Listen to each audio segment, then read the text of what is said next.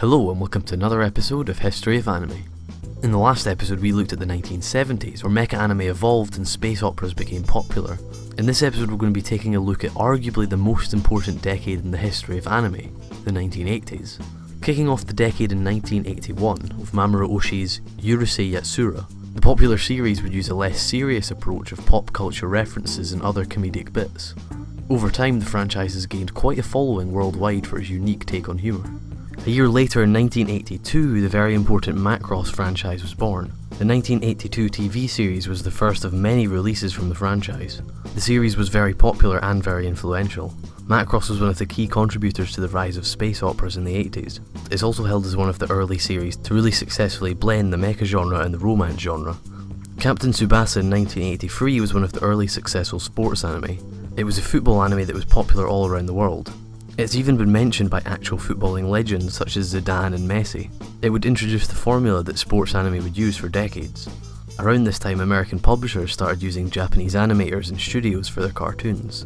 Shows like G.I. Joe and Transformers were animated by Japanese animation studios. Not only did they use Japanese animators, but they also used Japanese franchises. For example, Robotech was a combination of 3 older anime titles. The first OVA was released in 1983 by Mamoru Oshii as Dalos, but it didn't sell that well at the time, so it would be another few years before OVAs became popular. One of the key studios of the next few decades would be founded later in 1984 as Gainax. Dragon Ball was released in the same year and opened up a whole new genre, the martial arts genre. This genre would go on to be one of the most commercially successful anime genres ever. Dragon Ball franchise would continue to release anime right up to the current day with the recent Battle of the Gods movie.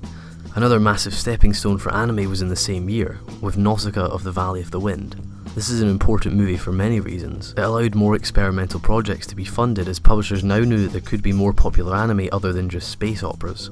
The next few years would host countless boundary-pushing films that would expand the industry more than it has ever done before. It also gave Miyazaki and Takahata the chance and funding to start Studio Ghibli a year later in 1985. The studio that would obviously go on to create countless classics and make an unbelievable amount of money. The sequel to 1979's Mobile Suit Gundam was released in 1985 as Mobile Suit Zeta Gundam. When it was released, it became the most successful real robot space opera ever. It's still one of the most popular and most critically acclaimed Gundam series ever. Following the failure of the Dalos OVA, multiple OVAs were released in 1985, this time with much more success. Megazone 23 was released and sparked loads of studios to release OVAs. OVAs changed how anime could be made, as studios could delegate less funds and time to create more experimental things. OVAs were also used to test how popular shows would be without having to fund a full TV series. Because of the changes in the last few years, the rest of the 80s was very different from the first half. More films were made and more risks were taken with experimental movies. Laputa was released in 1986. It was Ghibli's first film. Like Nausicaa, Laputa was very revolutionary and influential. It was very different for its time, and made a good starting point for the studio. A year later, Gainax finally got around to releasing their first film. Wanting to follow the success of Nausicaa, they released Royal Space Force. It had a huge budget compared to its predecessors, and it really showed. Backgrounds were some of the most detailed anime I'd ever seen, and the animation was incredibly smooth. Because of the movie's scale, it pushed other studios to spend even more money the following year. Unfortunately, the movie didn't make that much money in the box office, but Gainax managed to not go bankrupt. Akira was released a year later, to an even bigger scale. It was Japan's most expensive animated movie ever, but in Japan it didn't sell that well. Because of these two failures, the streak of releasing experimental high-budget films came to an end. Many studios had to close, and it was only really Ghibli who could continue making these types of films. Sponsors returned to only funding safe projects.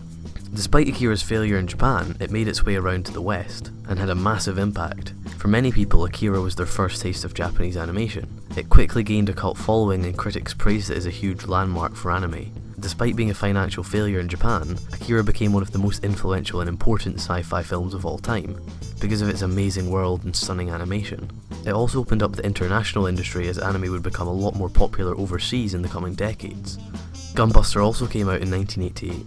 The animation didn't age as well as the other shows, and it didn't have a massive budget, but it did serve as a setup for Anno's Evangelion in the next decade. 1988 also hosted 2 Ghibli movies, Grave of the Fireflies and My Neighbor Totoro. The industry really hit its peak in 1988. With the commercial failure of Akira, nobody wanted to fund big experimental projects anymore.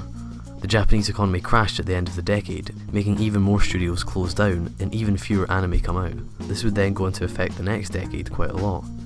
To top the misfortune off, Osamu Tezuka passed away due to stomach cancer in 1989. Despite the negative end to the 80s, up until 1988 the decade changed anime more than it ever changed before.